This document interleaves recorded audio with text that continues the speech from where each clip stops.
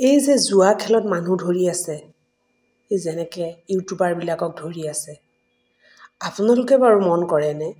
এই যে নলবাৰী যে ৰাসখনত জুৱা হৈ থাকে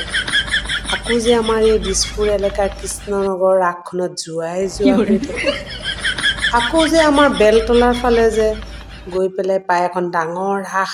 জুৱা খেল লগতে যে একদম ঢেৰ মুৰ্গী দি থাকে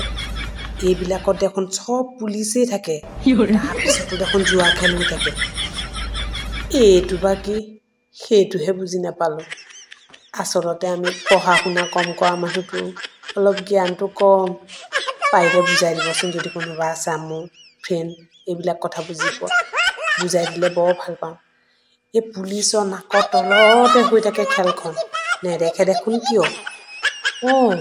এতিয়া যে একেবাৰে ইউটিউবাৰবিলাকক ধৰাত লাগিছে আচলতে ভালেই কৰিছে বেয়া কাম কৰিলে ধৰিব লাগে